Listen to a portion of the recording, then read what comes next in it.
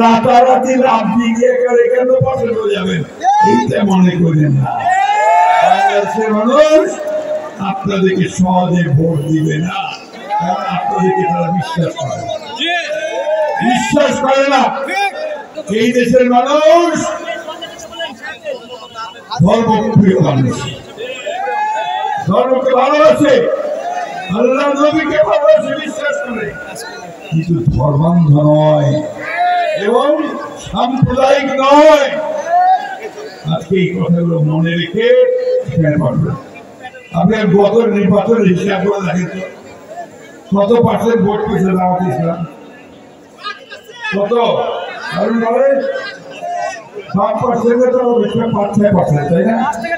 রাতারাতি লাভ দিয়ে করে কেন পছন্দ যাবেন এইটা মনে করেন না।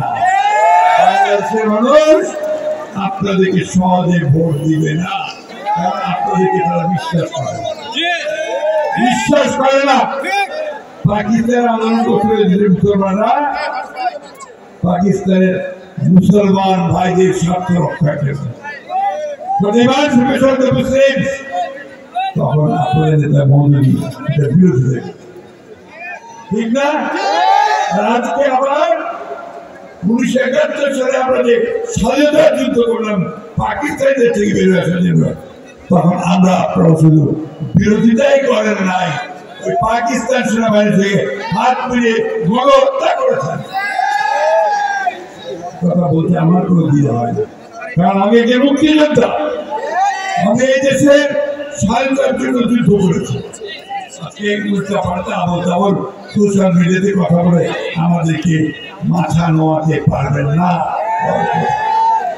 আমি খুব পরিষ্কার করে বলতে চাই বন্ধুগণ, আমরা অবিলম্বে প্রধান উপদেষ্টা যে নির্বাচনের ঘোষণা দিয়েছেন 2024 সালের ফেব্রুয়ারি মাসে প্রথমার্ধে, এই নির্বাচন হতে হবে। নির্বাচনের কোনো বিকল্প নাই, কারণ এই নির্বাচন যত দেরি হচ্ছে বাংলাদেশ দুর্বল হয়েছে। জনগণের সমর্থন ছাড়া কোন সরকারি সফলতার সঙ্গে দেশ চালাতে পারে না। তাই আমরা খুব পরিষ্কার করে বলছি, আপনারা ভালো হয়ে যান, ভালো হয়ে যান। এই নির্বাচনে অংশগ্রহণ করতে প্রস্তুত হবে আগে দেখুন কেন মানুষকে বোকা বানাচ্ছেন। আপনাদের যত বিলবোর্ড দেখলাম, অন্য কোনো দলের বিলবোর্ড দেখলাম না, যত পোস্টার দেখলাম অন্য কোনো দলের এত পোস্টার দেখলাম না। তাহলে কেন মানুষকে বোকা বানাচ্ছেন? আপনারা তো নির্বাচন করবেন, নির্বাচন না করলে আপনাদের অস্তিত্ব থাকে না। নির্বাচন করলে আপনারা যদি পরাজিত করবেন, সেই জন্য আপনারা নির্বাচনকে সাথে চান, বন্ধুগণ। আমি খুব পরিষ্কার করে বলতে চাই, আমরা বিএনপি নয়, সারা দেশের মানুষ এখন নির্বাচন এই জন্য চায় যে দেশকে যদি রক্ষা করতে হয়।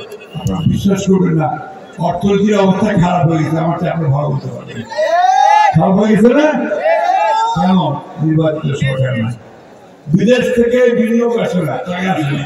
যারা প্রজেক্টে ইন্ডাস্ট্রিতে কলকাতায় যারা টাকা নিয়োগ করবে, টাকা বাড়াচ্ছে না। কি বলছে? আগে একটা নির্বাচিত সরকার চাই, আসলে নির্বাচিত সরকারটা বিএনপিকে দেখতে চায় এখন আন্তর্জাতিক বিষয় এবং বাংলাদেশের মানুষ, এবং সেই জন্যই আমাদেরকে নির্বাচনের দিকে যেতে হবে। আমি বক্তব্য বাড়াবো না, আমি শুধু আপনাদের আবার আরেকটা অনুরোধ রাখতে চাই। 2001 সালের নির্বাচনে এই রাজশাহী গ্রেটার রাজশাহী ডিভিশনে রংপুর এবং রাজশাহী সহ আপনার ৭৭টা সিট বিএনপিকে দিয়েছেন। এবার আরো বেশি যেন দিতে পারেন সেইভাবে আপনারা প্রস্তুতি গ্রহণ করেন। আমাদের বয়স হয়ে গেছে, আমরা বেশি দিন পারবো না। নতুন যে প্রজন্ম আছে, এই প্রজন্মকে তাদের একটা সত্যিকারী স্বাধীন সার্বভৌম বাংলাদেশ নির্মাণ করতে হবে। ভারত পাশে আছে, পানি বন্ধ করে দিবে, আপনার ওই সীমান্তে মানুষ হত্যা করবে, এবং আপনার আমাদের যখন তখন চাল বন্ধ করে দিবে, পেঁয়াজ বন্ধ করে দিবে। এই বড় দাদাগিরি আমরা আর দেখতে চাই। আমরা দেখতে চাই যে ভারত আমাদের সঙ্গে সত্যিকারের মর্যাদার ভিত্তিতে সমান মর্যাদার ভিত্তিতে আমাদের সঙ্গে সহযোগিতা অন্যথায় ভারত কখনোই বাংলাদেশের মানুষকে বন্ধু হিসেবে হবে না।